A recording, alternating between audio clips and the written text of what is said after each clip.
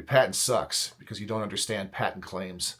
My name is Steve Hansen. I've been a practicing patent attorney for over 25 years. Not only do I write patents, but I tear apart other people's patents in litigation. If you like this content, please like, follow, and share. In an earlier video, I did an overview of a patent and its structure and the basic components, but now I want to take a deeper dive into a section of the patent called the claims.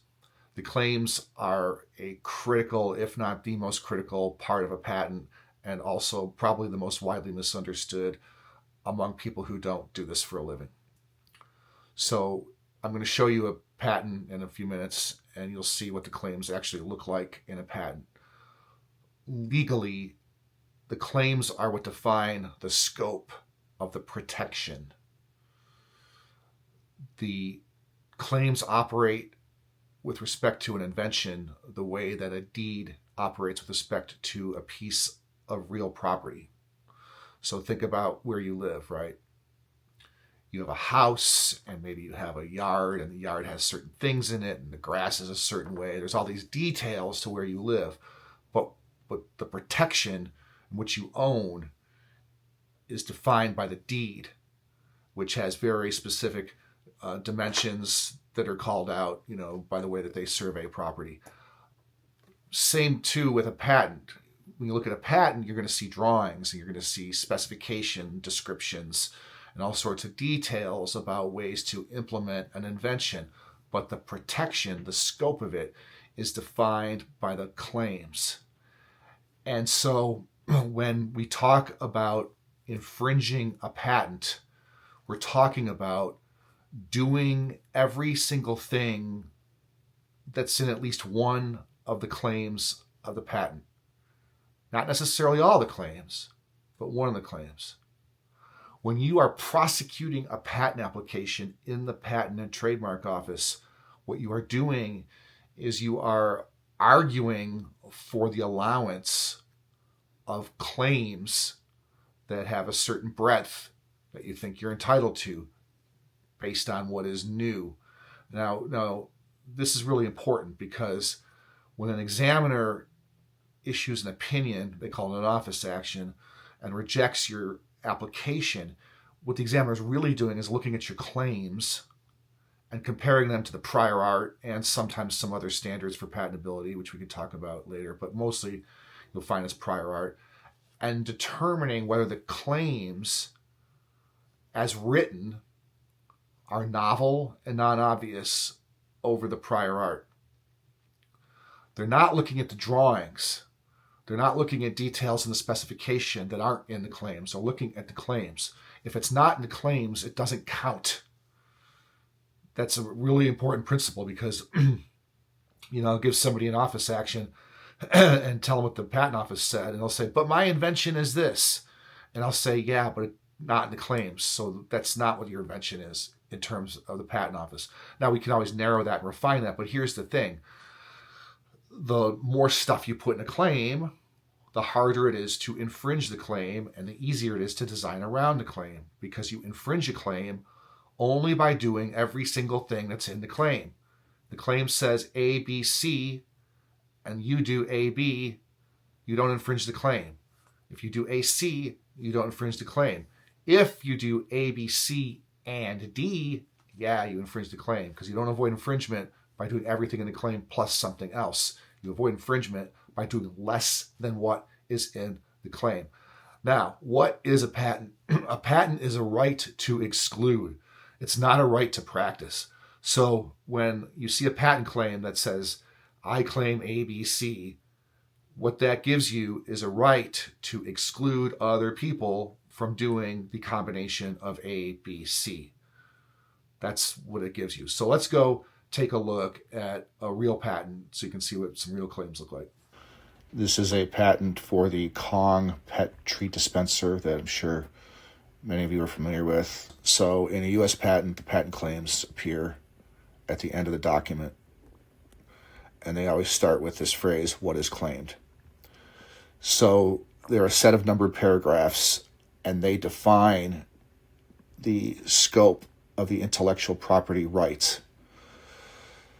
So when somebody says, what's the patent cover? Typically that means what do the claims encompass? So you'll see here there's a claim 1, and it doesn't refer back to another claim. And because it doesn't refer back to another claim, it's an independent claim. And you'll see the claims underneath it, 2, 3, 4, 5, all refer back to claim 1. And that means that they include the features of claim 1, but they add something else. So for example, claim 2 requires everything that's in claim 1 plus wherein said body has at least 2 sections of differing sizes. And the other claims work the same way. Also, a patent can have more than one independent claim. So there's claim 1 is independent in this patent, and so is claim 12. That's a method claim. So is claim 14. And so is claim 16. So is claim 15. So there's quite a few independent claims in this patent, and they all can have slightly different scopes. They generally have to be for the same invention, but they can have slightly different scopes. But this is where the action is in the patent office. You're trying to get the best claims you can, because when you talk about somebody infringing a patent, you're talking about whether they're practicing what's in one of the claims of the patent. Okay, so that's what a set of claims looks like. Now, patent law is its own language, and when you talk to a patent lawyer, we slide into that easily, and I think people think we just do that to bullshit the public so that we can speak in some sort of legalese they don't understand. It's not the reason for it. The reason is because we need to speak in a precise and understandable way that's not ambiguous. And the way that people tend to talk about patents colloquially is ambiguous. It can be interpreted in different ways, and we can't have that when we're actually doing our patent business. So you'll often hear a patent lawyer say something like the claimed invention. And when we talk about the claimed invention, we're talking about the claims, something that's in the scope of the claims. We're not talking about all the other stuff that's in a patent. Those are examples, or usually called embodiments, of things that fall within the scope of the claims, but which do not themselves define the scope of the claims. That's a really important distinction between the claims and the specification. The specification describes examples and embodiments of things that are within the claims, but which do not themselves define the scope of the claims. So when somebody accuses somebody of patent infringement and you show the accusation to an engineer, the first thing they do is run and look at the drawings and say, we're different. It's not the way it works.